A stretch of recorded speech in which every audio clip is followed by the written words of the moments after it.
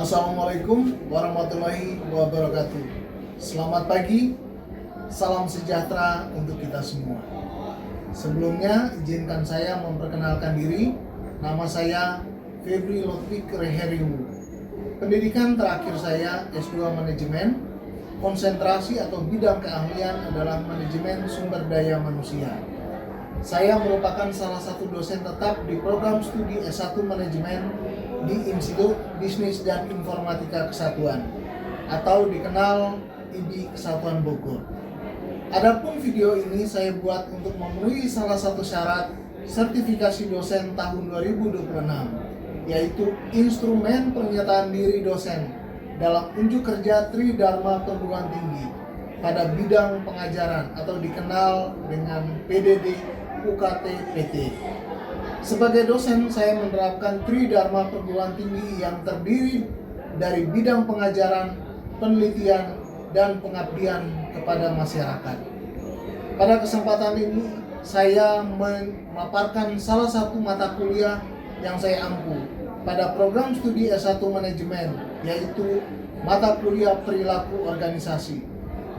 Mata kuliah perilaku organisasi adalah salah satu mata kuliah wajib semester 4 dengan bobot jumlah SKS sebesar 3 SKS, di mana terdiri dari 14 pertemuan, 1 pertemuan UTS, dan 1 pertemuan UAS, dengan total pertemuan yaitu 16 kali pertemuan. Mata kuliah ini mempelajari tentang pengolahan perilaku organisasi secara efektif dan efisien di dalam satu organisasi, mulai dari pengantar perilaku organisasi, dasar-dasar perilaku, persepsi dan pengambilan keputusan, nilai, sikap dan kepuasan kerja, kepribadian dan nilai, motivasi dari konsep menuju aplikasi, dasar-dasar perilaku update, kelompok dan tim kerja, komunikasi dan pengambilan keputusan, kepemimpinan dan kepercayaan, konflik dan negosiasi, struktur organisasi dan manajemen stres, dan terakhir adalah budaya kerja dan perubahan organisasi. Adapun capaian pembelajaran mata kuliah CPMK yaitu sebagai berikut. Yang pertama, mahasiswa mampu memahami pengertian perilaku keorganisasian. Yang kedua, mahasiswa mampu menjelaskan mengenai perilaku keorganisasian. Yang ketiga, mahasiswa mampu menunjukkan sikap bertanggung jawab atas pekerjaan di bidang keahliannya secara mandiri. Yang keempat, mahasiswa mampu memahami konsep perilaku organisasi, menguasai dasar-dasar perilaku individu. Yang kelima, mahasiswa mampu memahami persepsi dan pengambilan keputusan individu. Adapun buku acuan yang saya pakai adalah yang pertama, Kiniki Angelo 2020 Organizational Behavior, dan yang kedua buku P. Robbins and Timothy A Judge Organizational Behavior. Sistem pembelajaran yang saya terapkan yaitu pembelajaran secara tatap muka di ruang kelas dengan metode pembelajaran DIA, Delivery, Interaction, dan Assessment. Delivery merupakan penyampaian materi pembelajaran yang diawali dengan penyampaian materi di LMS, kemudian disampaikan di kelas, dan yang berikutnya adalah Interaction. Interaction dilakukan melalui diskusi atau tanya jawab pada saat proses belajar mengajar di kelas dengan metode pembelajaran problem-based learning atau dikenal dengan pembelajaran berbasis masalah. Yang ketiga adalah assessment, dilakukan melalui pemberian tugas dan kuis serta kemampuan mahasiswa dalam memecahkan masalah. Adapun sistem penilaian yang saya terapkan untuk mata kuliah perilaku organisasi memiliki beberapa komponen penilaian. Yang pertama adalah kehadiran 10%, tugas 20%, kuis 10%, UTS 30%, UAS 30%. Demikian pernyataan saya mengenai deskripsi mata kuliah dan capaian pembelajaran, materi pembelajaran, dan sistem dengan mata kuliah yang saya ampu.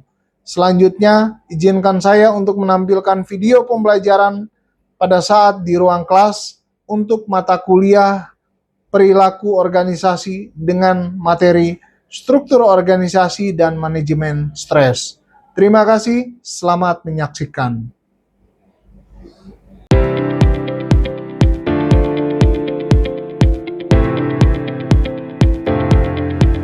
Selamat siang semuanya. Assalamualaikum warahmatullahi wabarakatuh. Waalaikumsalam warahmatullahi wabarakatuh. Ya, terima kasih sudah hadir untuk pertemuan kuliah kita pada hari ini. Hari ini kita masuk pertemuan 13, ya, yang mana materinya adalah struktur organisasi dan manajemen stres. Namun sebelum saya akan membahas topik ini, saya ingin bertanya untuk materi yang lalu, yang sudah kita bahas sebelumnya, adalah tentang konflik dan negosiasi. Ya, kita tahu di dalam sebuah organisasi, di dalam hubungan, di dalam masyarakat ada konflik, ya, dan ada juga cara menyelesaikan konflik. Ya, baik itu dengan cara negosiasi atau yang lebih banyak kita kenal ada musyawarah mufakat, ya. Nah, saya ingin tanya, ada yang bisa menyampaikan apa itu konflik? Ya, siapa namanya? Nur Rahma, silakan. Konflik adalah satu proses yang dimulai jika suatu pihak sedang beranggapan bahwa pihak lain secara negatif telah mempengaruhi secara negatif. Iya, kita lihat ada dua poin penting. Ya, pihak yang satu menganggap ini adalah hal yang negatif dan dilakukan juga dengan cara yang negatif. Oke, itu definisi dari konflik. Nah, yang kedua yang berkaitan dengan negosiasi. Siapa yang mau coba menjawab apa itu negosiasi? Ya, silakan. Proses tawar-menawar atau komunikasi interaktif antara dua pihak atau lebih yang memiliki kepentingan yang berbeda. Ya, jadi negosiasi adalah kesepakatan antara kedua belah pihak, ya, untuk mencapai suatu kesepakatan, ya. Dan tentunya tujuannya adalah untuk menyelesaikan sebuah permasalahan atau masalah. Oke, saya pikir untuk materi yang lalu kita cukup. Kita akan masuk ke materi yang baru, bisa kita temui, ya, baik di sebuah perusahaan, termasuk di perguruan tinggi di tempat kita, ya, yang mana struktur organisasi ini sangat perlu atau sangat diperlukan untuk menyelesaikan pekerjaan-pekerjaan yang ada, ya, untuk mencapai tujuan atau visi daripada organisasi tersebut. Ya, saya percaya kalian tahu bahwa struktur organisasi di kampus kita yang paling tinggi adalah dipimpin rektor. Yang berikutnya adalah di bawah ada para warek. Di sini ada warek 1, warek 2, warek 3. Di bawah warek ada dekan. Di bawah dekan ada kaprodi. Selanjutnya ada dosen, ya, para dosen, dan didukung oleh tenaga kependidikan. Nah, kita lihat apa sih pengertian dari struktur organisasi. Struktur organisasi adalah sistem formal yang mengatur pembagian tugas, wewenang, tanggung jawab, serta hubungan kerja antara individu maupun kelompok agar tujuan organisasi tercapai secara efektif dan efisien. Ada tujuannya supaya efektif, tidak tumpang tindih tugasnya. Jadi nggak mungkin semuanya jadi pemimpin. Harus ada yang menjadi bawahan, yang melakukan pekerjaan-pekerjaan teknis ada yang memang tugasnya memberikan kebijakan-kebijakan saja. Ya. Nah, ini menurut Stephen P. Robbins bahwa struktur menentukan bagaimana tugas pekerjaan dibagi, dikelompokkan dan dikoordinasikan. Ya, saya tahu juga kalian ada yang aktif di himpunan ataupun di UKM. Di situ juga ada struktur organisasinya, ada ketuanya, terus ada wakilnya, ada sekretaris, bendahara, terus ada CSC atau divisinya dibagi lagi, ya. Nah, menurut Richard L. Duff, struktur adalah kerangka kerja yang mengarahkan aktivitas anggota menuju pencapaian tujuan. Ya, jadi kalau kita lihat bahwa struktur ini adalah kerangka kerja yang mengarahkan aktivitas. Jadi anggota ini bekerja mengarah kepada satu tujuan. Ya, kita tahu juga organisasi ataupun perusahaan itu pasti ada yang namanya visinya, ada misinya. Ya, termasuk kampus kita juga memiliki visi dan misi. Ya, tujuan atau goals yang ingin dicapai. Terus misinya adalah bagaimana tujuan atau goalsnya itu dicapai, langkah-langkah yang harus dilakukan seperti apa. Nah, selanjutnya kita lihat fungsi daripada struktur organisasi. Apa sih fungsinya? Fungsi yang utama atau yang pertama, membagi pekerjaan secara jelas. Masing-masing mengerti apa sih pekerjaannya, apa sih tugasnya, apa sih job desk-nya. Ya. Yang kedua, menentukan garis komando dan jalur komunikasi. Ya. Makanya tadi ada strukturnya, ada rektornya. Itu jarang sekali Pak Rektor langsung memberi instruksi kepada kalian, menyampaikan informasi kepada kalian kan? Karena ada struktur di bawahnya yang kita kenal dengan garis komando. Berulang, ya. Ini sudah dikerjakan oleh divisi yang ini atau bagian yang ini dikerjakan lagi. Ya. Masing-masing sudah dibagi sesuai dengan tugas dan fungsinya. Fungsi daripada struktur organisasi adalah mempermudah koordinasi dan mempercepat pengambilan keputusan. Banyak sekali keputusan-keputusan yang itu diambil, itu sebenarnya bukan diambil oleh bagian tersebut langsung, tetapi sudah dikoordinasikan, sudah dikomunikasikan dengan pimpinan. Ya, mengenai biaya kuliah, contohnya kalau di kampus, itu bukan diputuskan oleh kepala keuangan, tetapi itu hasil rapat, hasil koordinasi yang diputuskan bersama, baru diinformasikan oleh bagian keuangan. Ya, jadi itu bukan keputusan daripada bagian keuangan. Nah, selanjutnya fungsi dari struktur organisasi adalah menjadi dasar evaluasi kinerja. Ya, agar kita bisa dinilai apakah kinerja kita ini sudah berhasil, sudah mencapai tujuan atau tidak. Ya. Nah, selain itu yang berkaitan dengan struktur organisasi ini adalah unsur-unsurnya. Nah, ini ada 6 unsur menurut Robbins, ada 6 unsur. Yang pertama adalah spesialisasi kerja. Ada spesialisnya. Ya. Makanya lowongan pekerjaan itu biasanya ada ini khusus atau hanya bisa dikerjakan oleh orang yang spesialisnya ini. Misalnya kita mau kerja di rumah sakit, mau jadi perawat, ya harus lulusan perawat misalnya. Ya, atau mau jadi dokter, ya harus lulusan dokter. Ya. Nah, selanjutnya ada yang disebut dengan departementalisasi. Ya, ada departemen-departemennya. Itu dibagi. Oke, itu yang tadi berkaitan dengan struktur organisasi.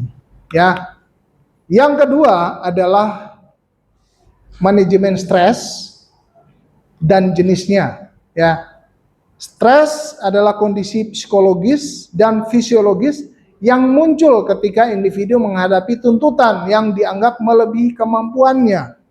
Ya, kalian mungkin biasa bekerja ya sekian jam, pada saat ditambah jamnya kalian mungkin akan stres. Demikian juga belajar. Belajar ini satu hari mungkin sebaiknya cukup 3 mata kuliah saja. Kalau kalian dikasih 5 mata kuliah, bukannya dapat ilmu, tapi dapat stres. Ya, karena melampaui beban yang bisa kalian tanggung. Ya. Namun, stres ini dibagi lagi menjadi 2. Ada yang namanya eustress atau stres positif, yang mana ini positif.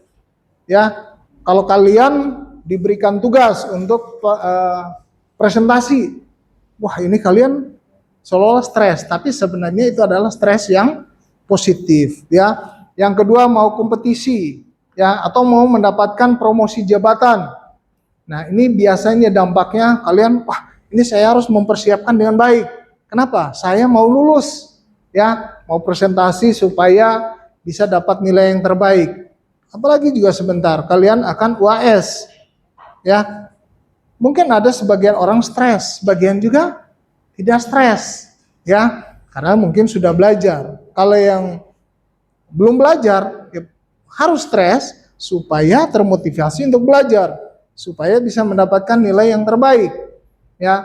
Dan yang kedua, meningkatkan kreativitas. Kadang-kadang kita yang tadinya nggak paham penggunaan teknologi, karena ini deadline harus ini, kita akan cari tahu, wah ini menggunakan aplikasi apa, kita mencari tahu lebih giat lagi. Ya, saya ingat waktu pada zaman COVID, ya, pada zaman COVID itu banyak orang nggak paham menggunakan Google Meet, nggak paham menggunakan LMS, nggak paham menggunakan Zoom, gitu kan? Tetapi karena dipaksa untuk bisa tetap mengajar, dipaksa untuk bisa menyampaikan materi, ya, beberapa orang atau orang-orang yang tadinya tidak terbiasa itu mereka belajar dan bisa, dan akhirnya terbiasa. Nah ini kita lihat bahwa ada penyebabnya, ada faktor individu, ya. Ini faktor masalah keluarga di rumahnya, dia diomelin mungkin, ya. Akhirnya mau datang kuliah, moodnya naik turun, ya. Terus keuangan, mau datang kuliah nggak dikasih uang jajan misalnya, ya. Akhirnya menjadi penyebab kalian stres, ya, atau memang sedang sakit. Tapi kalau di sini kalau sakit kan diizinin kan, ya memang nggak bisa datang kuliah karena sakit, ya silakan ajukan. Nah, yang kedua adalah faktor organisasi, ya. Ini penyebab stres. Nah, beban kerja, biasanya kalau organisasi ini beban kerja yang terlalu tinggi, terlalu besar, konflik di tempat kerja atau di kampus, konflik dengan teman. Nah, ini bisa menyebabkan stres. Atau perubahan organisasi, ya. Atau berikutnya adalah ketidakjelasan tugas. Tugas-tugas yang diberikan nggak jelas. Kalian mau kerjain, tapi nggak tahu nih, ini benar nggak, ya? Atau nggak apa namanya? Kalian jadi tidak bisa mengerjakan karena tidak jelas tugasnya. Yang terakhir adalah faktor lingkungan, ya, krisis ekonomi. Ya kita tahu juga ekonomi kita tidak sedang baik-baik saja, tetapi ingat, ini jangan sampai mempengaruhi, ya, kalian untuk menjadi stres, ya. Yang kedua adalah persaingan. Kadang-kadang yang membuat ini adalah persaingan yang tidak sehat, ya. Ada beberapa orang supaya kelihatan lebih bagus menjelekan perusahaan yang lain, gitu ya. Atau ada persaingan untuk menduduki jabatan tertentu, yang satu menjelekkan yang lain, ya. Nah, yang terakhir adalah faktor teknologi.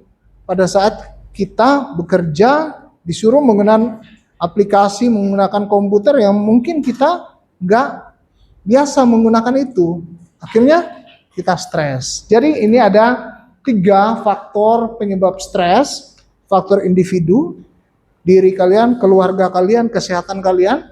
Yang kedua adalah faktor organisasi, ya, beban kerja yang berlebihan, konflik, perubahan organisasi, udah cocok dengan atasan ini, pada saat terjadi perubahan struktur, ganti atasannya. Akhirnya harus menyesuaikan diri dan kadang-kadang bikin stres. Atau perubahan ketidakjelasan tugas yang diberikan tidak jelas. Ya, disuruh buat ini ternyata yang dimaksud adalah ini. Sehingga kalian menjadi stres. Dan terakhir adalah faktor lingkungan, ya krisis ekonomi, persaingan, teknologi. Nah, gejala orang stres itu ya sakit kepala, susah tidur, cepat lelah, yang ngantuk, ya. Nah, psikologisnya ya cemas, mudah marah, mudah tersinggung, depresi, ya.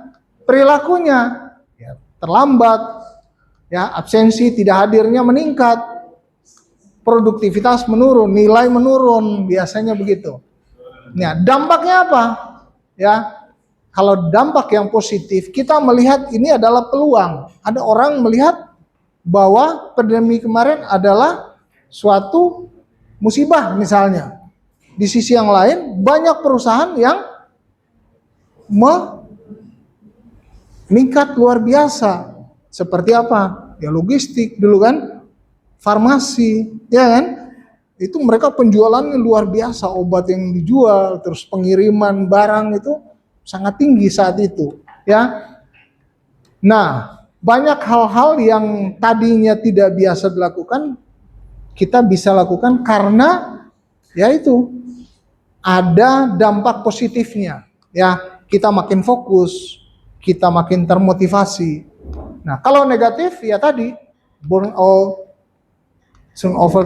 tinggi, konflik, kualitasnya makin menurun, ya. Evaluasi, ya, kita ada post test, ya, terhadap materi yang sudah disampaikan tadi, ya. Kalian bisa join, ya, di kuis ini, masukkan kodenya seperti itu.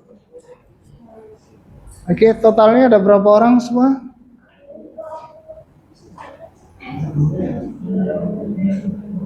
Oke. Kita mulai ya. Siap-siap. Ya, saya minta supaya jangan bersuara, jangan kelihatan lihat kiri kanan. Kerja sendiri-sendiri. Ya, 1, 2, 3.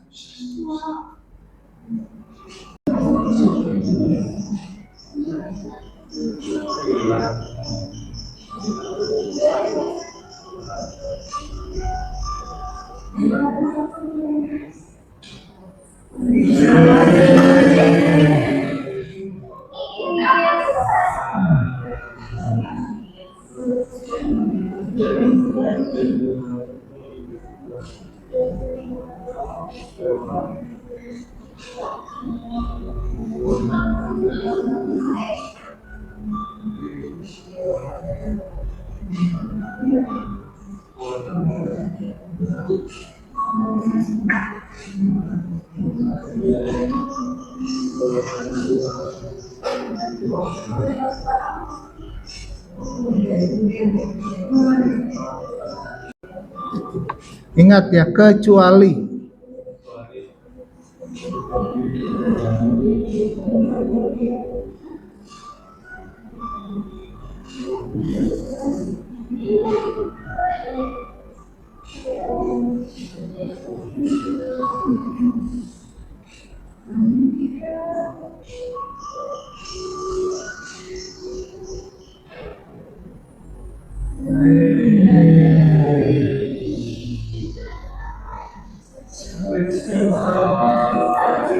Makin bagus ya. Bisa?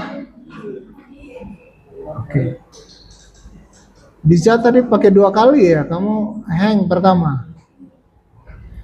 Yang berikutnya Alvarid, Anissa. Anissa tidak ada ya? Anissa Ilmi. Arya?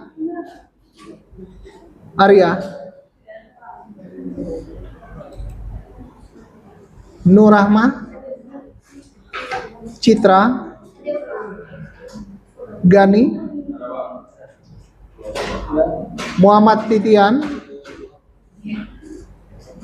ya, Ipan, Nova, Samuel, Nggak ada ya. Samuel Ginta tidak hadir. Calvin Sulha. Kita sudah mengikuti perkuliahan dari awal sampai akhir. Tadi materi yang sudah disampaikan sudah juga saya share di LMS maupun di grup. Yang kedua, sebentar lagi kita akan UAS ya. Saya harus infokan kita UAS-nya sifat ujiannya close book. Jadi harus belajar sungguh-sungguh ya. Nilai yang kemarin cukup bagus, tapi ada juga beberapa yang kurang optimal. Karena ini masih ada kesempatan kedua kalian. Ya, dan terima kasih untuk kerjasama yang baik. Dan kita akan ketemu minggu depan. Kita akan atau saya akan menyampaikan materi yang berkaitan dengan budaya organisasi. Karena budaya organisasi ini mencerminkan ya keberhasilan daripada sebuah organisasi. Demikian juga dengan kampus kita. Ya, kita harus membangun budaya-budaya yang positif. Ya, terima kasih semuanya. Lebih dan kurangnya saya mohon maaf. Selamat sore. Assalamualaikum warahmatullahi wabarakatuh. Waalaikumsalam warahmatullahi wabarakatuh. Ya.